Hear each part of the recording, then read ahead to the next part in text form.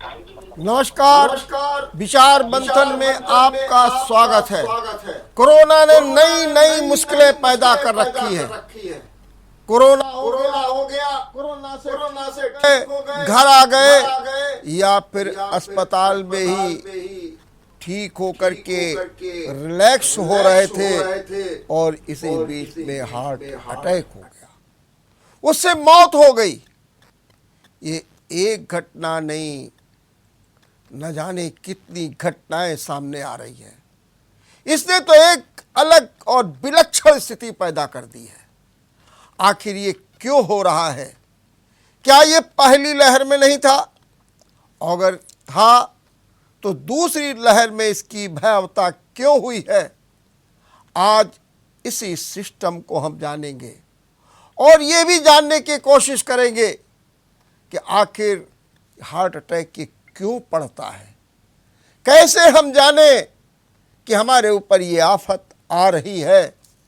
और इसी पर जानकारी देने के लिए आज हमारे साथ हैं जाने माने हृदय रोग विशेषज्ञ surgeon doctor Rakesh Verma. Doctor Rakesh Verma ji हमारे साथ हैं।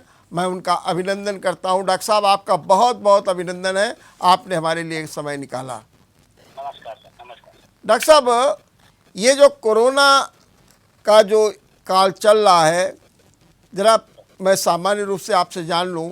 कहा यह जा रहा है कि अब कोरोना के ग्राफ में गिरावट शुरू हो गई है। आप इसे किस रूप में देखते हैं? देखिए सर, एक जो भी हमारा पैंडेमिक होता है वो ग्राफ होता है जी। ग्राफ के रूप में अगर देखते हैं तो पहले आपका बढ़ता है, फिर प्लेटू आता है जी, फिर डाउनफॉल आता है। जी। तो हमारे जो डाटा जरूर बोल रहे हैं, लेकिन जो हमारी अपने व्यक्तिगत जो है तो इसमें यही है कि हमें नहीं लगता है कि अभी डिक्लाइन स्टेज पे है। ओह, अभी डिक्लाइन की स्थिति आपको नहीं दिख रही है। तो क्या डॉक्टर साहब ये भी आप है कि अभी आपको ये भी लग रहा है कि अभी ये पीक पर नहीं है? नहीं, पीक पर भी प्लस माइनस है, क्योंकि सर ऐसा है ना जी कि हम लोग जो है जो भी डाटा कलेक्ट करते हैं वो टेस्टिंग के आधार पे करते हैं। जी जी जी अगर हम ज्यादा टेस्ट करेंगे तो हमें ज्यादा पॉजिटिव नजर आएंगे, जी अगर हम कम टेस्ट करेंगे तो कम पॉजिटिव नजर आएंगे। जी तो हम तो संख्या तो तब कंपेयर किया जाता है जी जब 1 लाख टेस्ट अगर कर रहे हैं तो रोज 1 लाख टेस्ट करें। जी अगर आज उसमें 70,000 पॉजिटिव है तो कल भी 70,000 पॉजिटिव होने चाहिए, लेकिन कल 80,000 होना चाहिए, जी। या कल फिर हम उससे कम होना चाहिए। जी तो हम समझे कि नहीं यहाँ डिक्लाइन हो रहा है कि बढ़ रहा है कि प्लेटू है कि डाउनफॉल है। जी ऐसा टेस्ट का हमारी जो काउंट जो है बहुत ही क्लियर नहीं हमको समझ में आ रहा है। समझ। डॉक्टर साहब, आपने बहुत अच्छी बात कही और ये बात भी बिल्कुल अपने में सही है। हम दावे कुछ भी करें लेकिन अभी प्लस माइनस की स्थिति है। डॉक्टर साहब, एक बड़ी प्रॉब्लम है, कोरोना से मरीज ठीक हो गया, घर आ गया और कहते हैं हार्ट अटैक हो गया और उसकी मौत तक हो गई। ये कौन सी विलक्षण स्थिति पैदा हो गई है?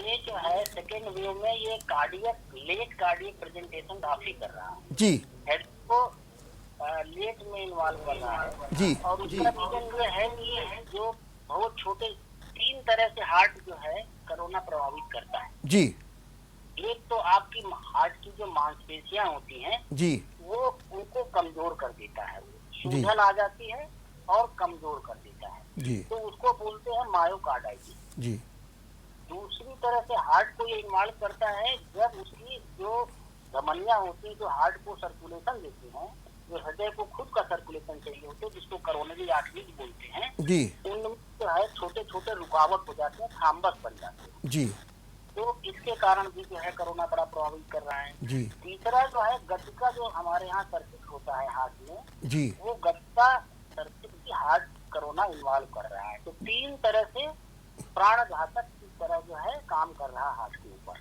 जी ऐसी परिस्थिति में यदि अगर हार्ट की मसल इन्वॉल्व हो गई जी और हार्ट की पंपिंग बहुत कम हो गई तो हार्ट फेल हो जाएगा जी और कहानी खत्म हो जाएगी। जी दूसरी चीज ये है कि अगर हार्ट की नसें इन्वॉल्व हो गई तो उसको अटैक पड़ जाएगा, जी और अटैक पड़ेगा तो समय पे अगर अस्पताल आ गए तो ठीक है, नहीं तो कहानी खत्म हो जाएगी। जी तीसरा है गति की।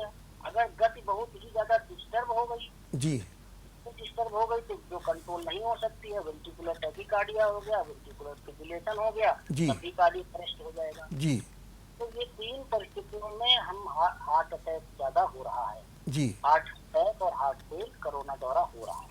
डॉक्टर साहब ये भी बताइए कि ये जो हार्ट पर अटैक हो रहा है कोरोना का, ये जो हार्ट के मरीज हैं उन्हीं पर हो रहा है या जो मरीज नहीं है उन पर भी हो रहा है? नहीं, जो पहले से ग्रसित हार्ट डिजीज है जी। वो तो ज्यादा प्रोन है, अच्छा उनको अच्छा। ज्यादा हो रहा है। जी और ऐसा नहीं है कि जो पहले से बीमारी नहीं है उनको भी खूब प्रभावित कर रहा है। जी उसका रीजन यही है कि ये वायरस जो है इस बार बड़ा विरुलेंट है, मतलब बहुत ही टॉक्सिक है। जी और हार्ट और फेफड़े की दूरी बड़ी नजदीक होती है, कोई ऐसा नहीं होता है जो डिस्टेंस में है। जी तो सब और एक दूसरे से जुड़े हुए होते हैं। सेंटर में हार्ट होता है, दोनों तरफ लंग होते हैं। जी ब्लड का सर्कुलेशन और जो वायरस का आदान प्रदान हार्ट और लंग जी। दोनों में एक साथ चलता रहता है। जी। तो इसलिए जो है ये ज्यादा जो है प्रभावित करता क्या डॉक्टर साहब ये युवाओं को भी बुरी तरीके से प्रभावित कर रहा है? हाँ, युवाओं को इस बार जो है सेकेंड वेव में युवाओं में देखिए रोहित सरदाना जी थे, जी यंगी थे, जी यंग थे। हाँ हाँ हो गया।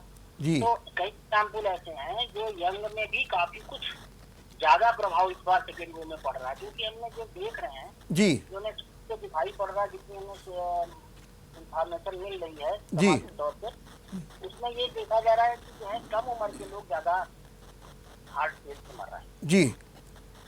तो डॉक्टर साहब ये जो कोरोना के बाद ये जो हार्ट की समस्या आ रही है, तो इसके तो कोई ना कोई लक्षण भी दिखते होंगे कि ये लक्षण अगर आप में आए तो आप समझ लीजिए कि अब बीमारी आपको घेर रही है।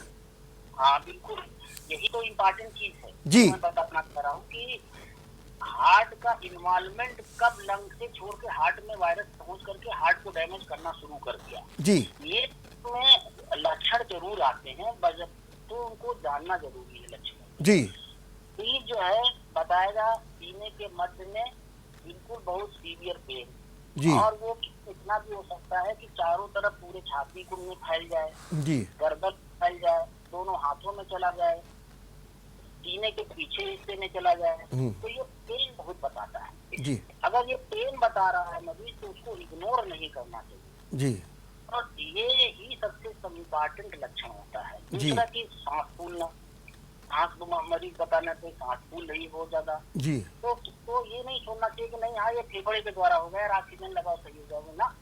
इसको हमें खोजना चाहिए कि नहीं हाँ लंग के साथ जो है हार्ट तो नहीं इन्वॉल्व हो गया। जी तो इसमें चेस्ट पेन हो गया, सीने में दर्द हो गया, भारीपन, हाथ में दूसरा हो गया सांस फूलना, तीसरी जो है गति जी डिस्टर्ब हो जाती है, कभी कभी बहुत तेज भाग जाती है, कभी कभी स्लो हो जाती है। जी ऐसे तीन जो है विलक्षण जो है लक्षण मरीजों में होते हैं, जिनपे हमें दिमाग लगा के तुरंत कोई भी मरीज ऐसा बताए जी तो उसको तुरंत जो है अपने फिजिशियन को स्पेशली बताए जी नहीं हमको ये हो रहा है, जी तभी उसके दिमाग में क्लिक करेगा नहीं यार ये हार्ट के कारण तो नहीं है। जी।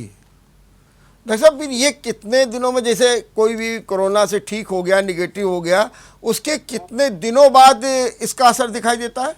ये सर देखिए ऐसा है, ऐसा कुछ नहीं है कितने दिन, जी लेकिन ये सब कंटिन्यूटी में होता है। जी ऐसा नहीं है कि बीच में फेज एक आ गई है कि नॉर्मल हो गया फिर उसके बाद हो गया। जी आप निगेटिव हुए, निगेटिव होकर घर पहुंचे, घर में शुरू होगा आप धड़कन सीने में दर्द। जी तो ऐसा नहीं कोई गैप मिलेगा आपको कि नहीं इतने दिन आप आराम से रहेंगे तो उसके बाद हार्ट में जो है अटैक पड़ेगा। जी किसी भी समय किसी भी समय प्रेजेंटेशन हो सकता है उसका। डॉक्टर साहब ये बताइए कि अगर किसी भी व्यक्ति को कोरोना है और वो अपना इलाज करा रहा है, क्या इस दौरान भी हार्ट अटैक पड़ सकता है? हार्ट का जो है पर कोरोना का हमला हो सकता है? बिल्कुल जी कोरोना का इलाज कराते कराते जो है अगर मान लिया वायरस आपका बहुत ही ज्यादा विरुलेंट है, वायरस के कई म्यूटेशन हो रहे हैं, जी ये ज्यादातर खतरनाक रूप में लेगा तो ये छोटी छोटी क्लाटिंग कर देता है। जी तो जितनी पतली नस होगी वो उतनी जल्दी बंद होगी। जी तो हैलट नस 1 मिलीमीटर की होती है, जी तो वो सबसे पहले बंद हो जाती है, जी तो अटैक मार जाता है। जी। तो ये कोरोना के चलते भी अटैक हो सकता है, तो कोई कहीं से कोई डाउट नहीं है। ये कैसे पता लगेगा कि अगर कोई मरीज है और वो कोरोना का इलाज करा रहा है और उस पर हार्ट पर हमला हो गया है कोरोना का, ये कैसे पता लगेगा? कौन से ऐसे लक्षण आएंगे जिससे कि ये समझा जाए कि ये जो है कोरोना के मरीज पर हार्ट का में भी हमला हो गया है? लक्षण के लिए मैं आपको पहले बता चुका हूँ, 3-4 लक्षण बहुत इंपॉर्टेंट हैं। सीने में दर्द होना, जी सांस धड़कन अनियंत्रित हो जाना, जी तो ये 3 बहुत ज्यादा इम्पोर्टेंट है। जी तो ये तो लक्षण बताएगा, लेकिन हमें क्या देखना है, जी हाँ, वही बताइए। वो ईसीजी करके देखना है। जी ईसीजी जरूर करना चाहिए। अगर मरीज कोई भी 3 चीजें बताएं हम्म, तो हमें दिमाग में रहना चाहिए ये हार्ट अटैक तो नहीं है। जी तो ऐसी परिस्थिति में ईसीजी करना आवश्यक होता है। और ईसीजी से बहुत कुछ, अगर आप जानकार हैं तो आप 90-95% केसेज आप ईसीजी से डायग्नोज कर सकते हैं। जी तो कोई कंफ्यूजन नहीं, केवल ईसीजी से सिंपल माप है। जी। तो क्या आपके कार्डियोलॉजी में कोरोना के उन मरीजों का भी इलाज हो रहा है जो हार्ट से भी जो है प्रभावित हो गए हैं, या अभी उनका इलाज वही हो रहा है जो कोविड के अस्पताल में वहीं पर हो रहा है? नहीं, हमारे यहाँ पर पॉलिसी ये है कि कोई भी पेशेंट अगर हार्ट अटैक लेके आ रहा है जी और अगर हम उसमें देख रहे हैं कि अटैक हुआ है, जो जी। कि कार्डियक मार्कर होता है ट्रोपोनिन टेस्ट, जी जो ब्लड का टेस्ट हुआ, ट्रोपोनिन देख लिया, तुरंत ट्रूनेट लग गया, तुरंत उसका हो गया, और ये सब चीज देखने के बाद में हम लोग एक आइडिया लगा लेते हैं कि नहीं, हाँ इसको अटैक हुआ है। जी इलाज तो इमीडिएट स्टार्ट हो जाता है। जी इलाज इमीडिएट स्टार्ट हो जाता है। ऐसा नहीं करते कि हम हमारा जो है, क्योंकि जो पीसीआर टेस्ट है 2 घंटे में आता है, ट्रूनेट टेस्ट 2-3 घंटे में आता है। 2 घंटे 3 घंटे तो हम नहीं इंतजार कर सकते कि हम मरीज को छुएंगे नहीं। जी तब हम जो है अपने होल्डिंग एरिया, जो हमारे यहाँ पर एक एरिया है वहाँ पर हम कोविड प्लस माइनस मरीज, मतलब चाहे पॉजिटिव हो या नेगेटिव, वहाँ रखते हैं। जी उन परिस्थितियों में इलाज स्टार्ट हो जाता है अटैक के केस। जी और यदि कोविड पॉजिटिव निकल आता है मरीज, जी तो फिर हम एक यूनिट जो है हमारे यहाँ के जो डॉक्टर हैं हैलेट से जुड़े हुए हैं। जी तो हैलेट में कार्डियक यूनिट रन कर रही है। अगर कोरोना पॉजिटिव निकल आया मरीज तो हम उसको जो है कोविड हॉस्पिटल में शिफ्ट कर देते हैं, जी। और वहाँ पर इलाज हम लोगों की देख रेख में चलता है। मतलब आपकी एक यूनिट अलग होती है? जी। हमारे यहाँ 2 यूनिटें हो जाती अच्छा, हैं। एक हमारे यहाँ पर काम कर रही होती है कार्डियोलॉजी में, जी एक बाहर काम करेगी जो जब कोविड पॉजिटिव पेशेंट होगा। जी। तो इस तरह से इलाज होता रहता है, तो कोई प्रॉब्लम नहीं आ रही है। डॉक्टर साहब, ये क्या कारण है कि पहली लहर में ये समस्या नहीं दिखी है, दूसरी लहर में दिख रही है ज़्यादा समस्या? इसका क्या कारण है? उसका यही कारण है कि वायरस बहुत टॉक्सिक है, और टॉक्सिक होने के कारण जो है सारे अपने हमारे बॉडी में जो इन्फ्लेमेटरी सिस्टम होता है उसको एक्टिवेट बहुत तेजी के साथ कर रहा है जी। और तेजी के साथ करने के कारण जो है माइक्रो थॉम्बाई, बहुत छोटे छोटे थॉम्बस ज्यादा बन रहे हैं आर्टरी में जी। और उसमें ब्लॉक हो रहा है और जल्दी से जल्दी वो अटैक में परिवर्तित हो रहा है। डॉक्टर साहब मैं ये भी जी डॉक्टर साहब मैं जी बताइए जी बताइए। हाँ पहले बताइए जी जी।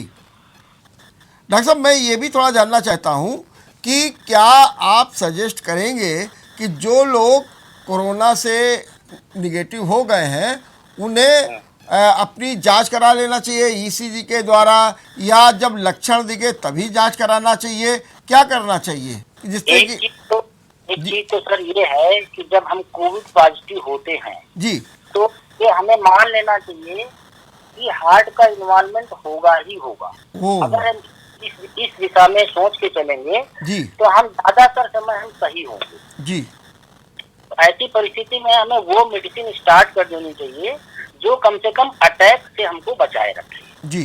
तो उसमें 4-5 मेडिसिन है जो बहुत इम्पोर्टेंट है, जी। उसको हमको इमीडिएट स्टार्ट कर देना चाहिए जब मरीज कोविड में हो और कोविड का इलाज चल रहा हो, उसी के साथ ही स्टार्ट कर देना चाहिए जी उसमें डिस्प्रिन है जी या इकोस्प्रिन है, जी वो एक ही चीज होती है। जी दूसरा कोप्डोगिल है, तीसरा एटोरवास्टैटिन है, जी चौथा इनॉक्सापैरिन है, जी पांचवा ओरल एंटीकोगुलेंट जो मुंह से खाने वाली जो है जी खून पतला करने वाली दवाइयां हैं। ये 5 चीजें जो हैं बहुत ही इम्पोर्टेंट हैं जी और जिनसे हमें समय पे स्टार्ट कर देना चाहिए। ये नहीं देखना चाहिए कि अटैक पड़ेगा तो हम स्टार्ट कर वो दें ना, बहुत सही बात आपने कही। जी तो पहले ही स्टार्ट कर देना। जी और इस तरह से काफी मरीजों को अटैक में परिवर्तित होने से पहले ही बचाया जा सकता है। जी डॉक्टर साहब, ये जिन लोगों ने बाईपास सर्जरी करा रखी है या और भी तरीके से इलाज ले रखा है, तो उनको भी विशेष सतर्कता बरतने की ज़रूरत है, और उनके लिए भी आप क्या राय देंगे?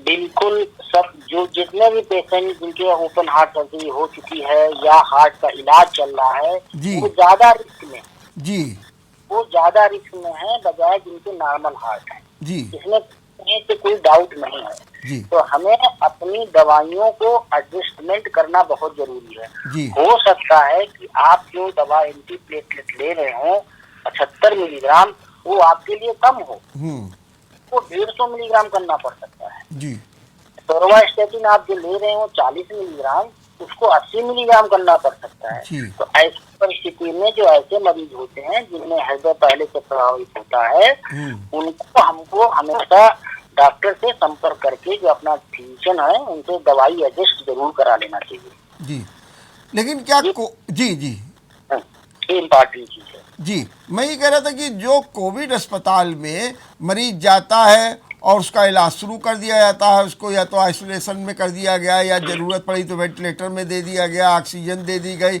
लेकिन क्या वहाँ के डॉक्टर्स इस सिस्टम को फॉलो करते हैं कि वो पता लगाएं कि बाईपास सर्जरी हुई है कि नहीं हुई है, या फिर इनको हार्ट की प्रॉब्लम है कि नहीं है, और फिर उस पर जो है वो कोई कार्रवाई करें, या फिर आप जैसे हार्ट के जो है डॉक्टर्स हैं उनको रिफ़र करें और वो आकर के कोई दवाई करें? ऐसा तो कुछ फॉलो हो नहीं रहा है इस समय कोविड अस्पतालों में। सर देखिए, ऐसा है, कुछ एक चीजें ऐसी हैं क्योंकि ये महामारी इतनी विकराल रूप में आई है जी और सबसे बड़ी चीज है कि हर एक लेवल पे सेफ्टी जरूरी है। जी तो कहीं न कहीं कुछ न कुछ पॉइंट जो है मिस हो रहे हैं, ओ और तो वो हो सकते हैं। इसका रीजन यही है कि इतना वर्कलोड हो गया है इकट्ठी जी कि वो मिस होना लाजमी हो जाता है। जी तो इसको हालांकि कोशिश यही की जा रही है कोविड हॉस्पिटल में भी, इसीलिए यहाँ से हमारे निदेशक जी ने पूरी टीम लगाई है कि आपको कोविड हॉस्पिटल में पूरा जो पायलट में चल रहा है, संचालन हो रहा है उसका,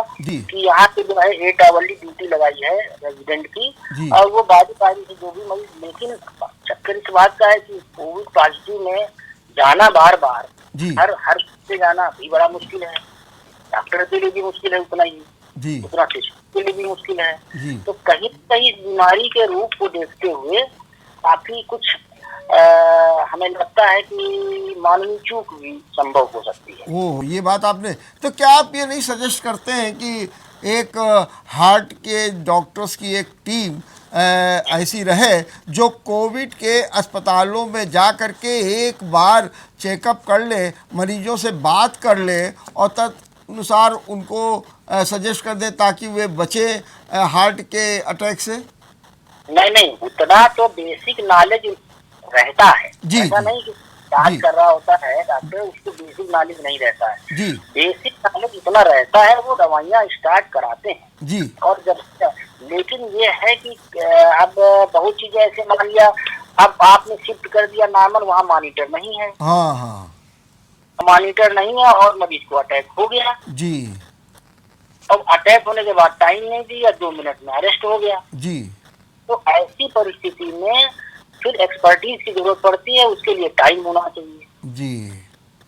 डॉक्टर साहब क्या जी जी जी ये भी बहुत बड़ी प्रॉब्लम है कि हमें मॉनिटर पे और हर मरीज को मॉनिटर पे रखना जी, ये भी असंभव है जी जी जी बहुत सही आपने बात कही।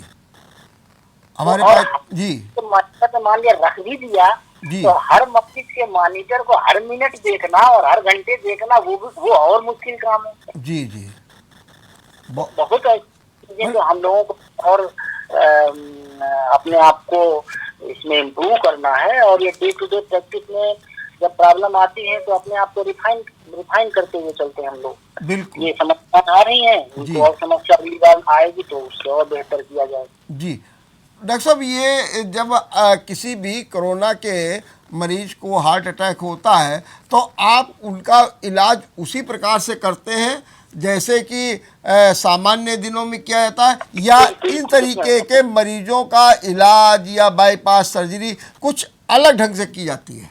नहीं, कोई अलग ढंग से नहीं की जाती है। सेम टेक्निक है, सेम ट्रीटमेंट है, उसमें कोई भी इलाज में परिवर्तन नहीं होता है। दूसरी चीज डॉक्टर साहब, ये एक ब्लैक फंगस की बात आ रही है, ये ब्लैक फंगस भी क्या कुछ अटैक कर रहा है हार्ट को, या उसका कोई प्रभाव नहीं है?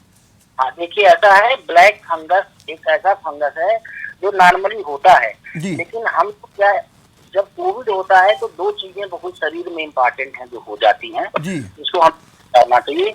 जब कोविड सीरियस होता तभी ये ब्लैक फंगस होता है, ऐसा नहीं होता कि कम सीरियस में ब्लैक फंगस हो। तो हमारा इम्यून सिस्टम बॉडी का जो डिफेंसिव मैकेनिज्म है बॉडी की रोग, वो बहुत ही कम हो जाती है जी।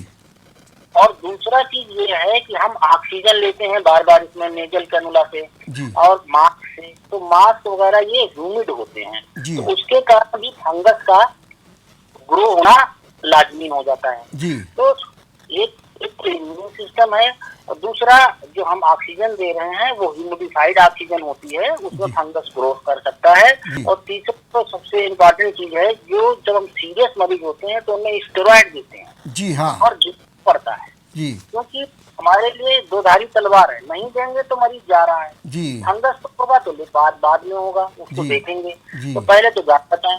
तो स्टेरॉइड की डोज काफी ज्यादा मात्रा में देनी पड़ जाती है जी। इन परिस्थितियों में हमें जो है ब्लैक फंगस जो है पकड़ सकता है जी। इस चीज पे हमको ध्यान देना है।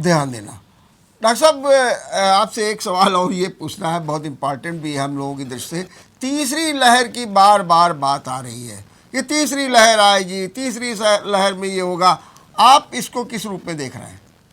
नहीं, ये तो पैंडेमिक जाने का तरीका होता है सर जी। ये कोई ऐसा नहीं है कि ये पहली बार पैंडेमिक हो रहा है और ये वेव आती है जी। ये सेकंड वेव आई है, ये आना ही आना था जी। ये नहीं था कि अनएक्सपेक्टेडली आ गई, अपने आप आ गई, ऐसा नहीं है जी। इसी तरह थर्ड वेव आएगी ही आएगी जी। उसको हम अपने संसाधन द्वारा जी उसको हम कमजोर कर सकते हैं जी, या अपने संसाधन न विकसित करेंगे तो वो हमारे ऊपर हावी हो जाएगी जी जी जी। तो ऐसा नहीं, वो तीसरी वेव आनी ही आनी है, वो आएगी तभी हमारे यहाँ से कोविड जाएगा। आपको कब तक आशा है तीसरी वेव आने की? जैसा कि वैसे तो हमारा फील्ड का नहीं, लेकिन एपिडेमियोलॉजिस्ट जो है जी जी, और उसका जो अनुमान है वो अक्टूबर नवंबर में आने का तीसरी वेव का है। डॉक्टर साहब, आपने बहुत अच्छी बात कही कि अगर हम संसाधन जुटा लेंगे, सतर्क रहेंगे, तो हम अच्छी तरीके से तीसरी लहर की भी जंग जीत लेंगे, वरना समस्याएं खड़ी होंगी। क्या सुझाव है आपका, ये तीसरी लहर से लड़ने के लिए हम क्या करें? हमारा जो हेल्थ का जो इंफ्रास्ट्रक्चर है उसके बारे में, या अन्य आप क्या सुझाव देना चाहते हैं? देखिए, माननीय मुख्यमंत्री जी योगी आदित्यनाथ जी काफी देखिए पूरा बेचारे लगे हुए हैं। हमारे उत्तर प्रदेश की सरकार भी बहुत, हम सब लोग पूरी तरह से दृढ़ हैं कि जितना अच्छा से अच्छा इतनी विषम परिस्थितियों में हो सके उसका। तो इसमें दो तीन चीजें बहुत इम्पोर्टेंट है। एक तो सबसे महत्वपूर्ण है वैक्सीनेशन जी जी। एकमात्र चीज है जो हम लोगों को तीसरी लहर से बचा सकती है जी, वो है वैक्सीनेशन जी। हमें ज्यादा से ज्यादा लोगों को वैक्सीन लगा देनी है जी। अब आप ज्यादा से ज्यादा वैक्सीन का प्रोडक्शन, अपने हिंदुस्तान की जनसंख्या को देखते हुए प्रोडक्शन बड़ा कम है जी। तो ऐसी परिस्थितियों में हमको जब 60 से 70% जब आबादी हमारी इम्यूनाइज हो जाती है तो हम तीसरी वेव हमारे ऊपर हावी नहीं हो सकती, बिल्कुल श्योर है जी। वहां तक पहुंच पाना बड़ा मुश्किल है हमारे लिए जी। तो इन कम समय में ज्यादा से ज्यादा इम्यूनाइज करने के लिए जो गवर्नमेंट हमारी है, सेंट्रल गवर्नमेंट है, वो डिसीजन ले रही है, लेकिन डिसीजन वो और फास्ट होने चाहिए हमारी तरफ से, कि हमारे कहने का मतलब फास्ट होना चाहिए जिससे कि सारी कंपनियां यहाँ पर ओपन मार्केट वैक्सीन की हो जाए। तो ओपन मार्केट जब वैक्सीन की हो जाएगी तो कम से कम वो क्लास जो अफोर्डेबल है वो लाइन न लगा करके वो पेमेंट दे करके अच्छी से अच्छी वैक्सीन तुरंत लगवा ले जी। क्योंकि उसके पीछे हमारा उद्देश्य ये रहना चाहिए कि हमें अपनी जनसंख्या को सबसे पहले इम्यूनाइज करना है जी। उस पीछे कौन कंपनी कितना लाभ उठा ले रही उसको हमें भूल जाना चाहिए जी। हमें हम लोगों को सब लोगों को परमिट कर देना चाहिए कि सारी कंपनियां आए, हमारे यहाँ ओपन मार्केट है और वैक्सीन जो प्रभावी है वो बेचे जी। तभी हम लोग इस नैया को पार कर सकते हैं। जी। आपका कहना है कि वैक्सीनेशन पर सबसे ज्यादा जोर होना चाहिए। वैक्सीनेशन बहुत ज्यादा से ज्यादा। चलिए, और कोई दूसरा संसाधन आप बता रहे थे कि पहले तो वो कौन से साधन होने चाहिए? हाँ, दूसरे संसाधन जैसे मान लिया सपोज करो इस बार भी हम लोग सीख गए जैसे ऑक्सीजन की रोड मैपिंग जी। तो ऑक्सीजन की रोड मैपिंग के लिए हम लोगों ने तैयारी आज तब तैयारी किया जी। अब हम लोगों को क्या करना चाहिए, संसाधन पूरे जुटा के रखने चाहिए कि ऑक्सीजन कितने लेवल पे हमें जरूरत पड़ सकती है वो हमारे साथ ऑक्सीजन लोकल लेवल पे प्रेजेंट रहनी चाहिए जी। तो होना चाहिए कि नहीं हाँ अब हम ऑक्सीजन रोड मैपिंग दोबारा से करेंगे जी। तो ये सब चीजें जो है ऑक्सीजन प्लांट को जो कि रोज काम हो रहा है इससे ज्यादा से ज्यादा ऑक्सीजन को कैसे प्रोडक्शन किया जाए हर लेवल पे, लोकल लेवल पे, हॉस्पिटल लेवल पे या और कहीं लेवल पे, मास लेवल पे जो इंडस्ट्रियल वाली ऑक्सीजन को कन्वर्ट कर दिया गया मेडिकल ऑक्सीजन बनाने में। तो ये चीज बहुत ही इम्पोर्टेंट है क्योंकि जो मेरा एक अपना अनुमान है, अनुभव है जी। अगर ऑक्सीजन कोविड में समय से अगर मिल जाए, समय से आप समझिए समय से मिल जाए तो हम उस जो सेकेंड वेव में जो मृत्यु दर हुई है उसको हम काफी हद तक कंट्रोल कर सकते थे जी। लेकिन ऐसा प्रेजेंटेशन हुआ है कि हम लोग मैपिंग ही नहीं कर पाए, हम लोग का ऑक्सीजन संसाधन ही नहीं जुटा पाए और वायरस एकदम पूरी तरह से लोगों को प्रभावित कर दिया जी। तो इससे भी हमारी मृत्यु दर बढ़ी है जी। ये जो आपका कार्डिक सिस्टम है उसमें भी कोई इम्प्रूवमेंट करने की बात आप सोच रहे हैं? वहाँ पर भी कोई संसाधन ऐसे कम हैं जिनको भी अगर पूरा किया जाए या उनको और बढ़ा दिया जाए तो हम तीसरी लहर से सीधे सीधे मुकाबला करने में सक्षम हो सकते हैं? देखिए लहर के लिए सर ऐसा है बेसिक रिक्वायरमेंट ज्यादा इम्पोर्टेंट है जी। बेसिक रिक्वायरमेंट जैसे मैंने बताया वैक्सीनेशन बहुत जरूरी है जी। दूसरा हमने जो आपको बताया ऑक्सीजन की उपलब्धता बहुत जरूरी है जी। हमें ज्यादा से ज्यादा बेड्स बढ़ा के रखने चाहिए, ऑक्सीजन बेड्स बढ़ा के रखने चाहिए, हमारे मॉनिटरिंग बड़ी स्ट्रांग रहनी चाहिए और हमें पब्लिक को ज्यादा से ज्यादा एजुकेट करना चाहिए कि सैचुरेशन को आपको नापना है, अगर सैचुरेशन फॉल होता है तो आपको वेट नहीं करना है, आपको ऑक्सीजन तुरंत लगाना है। इसके लिए ऑक्सीजन की उपलब्धता बहुत ही अच्छी रहनी चाहिए क्योंकि ऑक्सीजन एक मेजर चीज है जो ब्रेक कर सकती है आपके शरीर में नकारात्मक से सकारात्मक की तरफ परिवर्तन जी। तो नकारात्मक चीज को सकारात्मक में सिर्फ ऑक्सीजन कन्वर्ट कर सकती है जी। इसलिए हम लोगों को बहुत ही ध्यान देना है ऑक्सीजन की उपलब्धता पर। बाकी मेडिसिन जो कुछ आ गई है इसमें कोई डाउट नहीं है, मेडिसिन बड़ी प्रभावी है जी।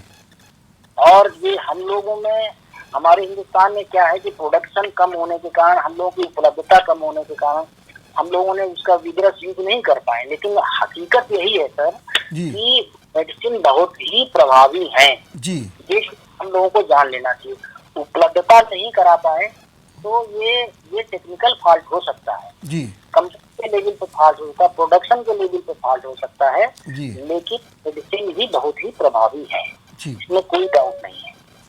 तो मेडिसिन की उपलब्धता पर भी नजर रखी जाए जिससे कि तीसरी वेव अपना रौद्र रूप न कर पाए। और जो चौथी चीजें अगर बहुत ही हायर लेवल के आदमी है तो मतलब जो उस लेवल का है कि नहीं हाँ भाई बहुत ही वीआईपी है, बहुत है, तो हालांकि हर आदमी हर मरीज वीआईपी होता है लेकिन उसके लिए बड़े बड़े संसाधन भी हार्ट के सपोर्ट की मशीनें भी होनी चाहिए, वो भी बहुत ECMO एक ऐसी मशीन होती है जो कि हमारे हार्ट लंग को सपोर्ट करती है।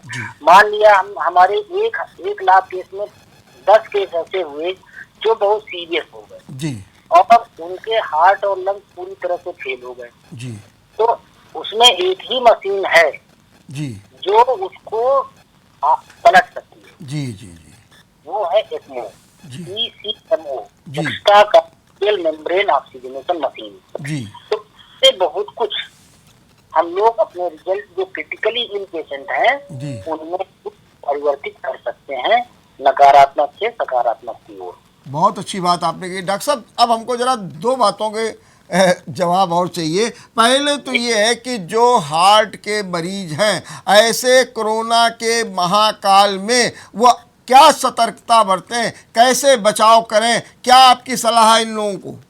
हाँ, जो हार्ट के मरीज हैं उनके लिए सबसे इम्पोर्टेंट चीज है कि ज्यादा बाहर ना निकलें, ठीक बात। मास्क पहनना है, 2 गज दूरी का पालन अपनाना है और सैनिटाइजेशन करना है। ये बेसिक प्रिंसिपल को कभी नहीं भूलना है। जी तीसरी जो मेडिसिन जो चल रही है वो उनको रेगुलेट जरूर कराना है अपने फिजिशियन के पास जाकर के। जी चौथी है, हमें अगर नहीं चल रही हो कुछ दवाइयाँ जैसे खून पतला करने वाली या कुछ, तो उनको हमें बढ़ा देना है कि उनको हमें चालू कर लेना है। जी तो ऐसी इन परिस्थितियों में खाली ये 4 ही 5 पॉइंट बिंदु हैं जो बहुत ही इम्पोर्टेंट हैं। बहुत इम्पोर्टेंट। जी, बहुत आपने अच्छे ढंग से कहा। मैं अब चाहता हूं कि आप जनता को भी जरा 2 मिनट का संदेश दे दीजिए, क्योंकि आपका संदेश काफ़ी मायने रखेगा। जनता के लिए संदेश ये है, सबसे प्रमुख संदेश इस समय जो है वो वैक्सीनेशन कराना। जी ज्यादा से ज्यादा पब्लिक को वैक्सीनेशन कराना चाहिए, उसमें बिल्कुल भी घबराने की जरूरत नहीं है। अपने यहाँ की वैक्सीन जो अपने हिंदुस्तान में प्रोड्यूस हुई है बहुत ही इफेक्टिव है और उनसे काफी हद तक एक कवच है जिससे हम बच सकते हैं कोरोना के सीरियस प्रभाव से। देखिए, कोरोना हो सकता है लेकिन सीरियस नहीं होगा, इसमें कोई कहीं से डाउट नहीं है।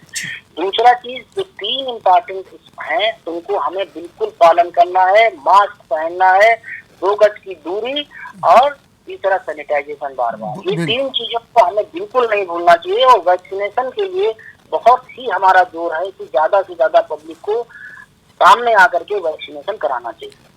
बहुत बहुत धन्यवाद डॉक्टर साहब, बहुत बहुत धन्यवाद। आपने बहुत अच्छे ढंग से आपने कोरोना काल में जनता में एक उम्मीदें जगाई हैं।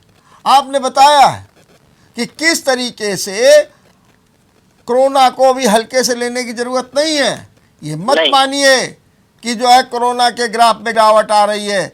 आप अभी भी सतर्क रहिए और हार्ट के मरीजों को तो खास तौर से डॉक्टर साहब की सलाह है कि वो घर से बाहर कम से कम निकलें, बहुत ज़रूरत हो तो निकलें।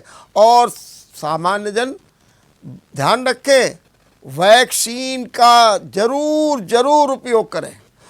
इसमें किसी भी प्रकार का भय, आशंका, डर नहीं होना चाहिए। और जितना वैक्सीनेशन हो जाएगा, आप तीसरी लहर हो चाहे कोई लहर हो, आप उससे जीतेंगे। और सबसे बड़ी बात, मास्क पहनिए, दूरी बनाइए 2 गज की और लगातार हाथ धोते रहिए। यही तो कारण है कि हमने थोड़ी सी चूक कर दी, जो ये दूसरी लहर इतनी भयावह के रूप में आई है। देखते रहिए विचार मंथन। नमस्कार।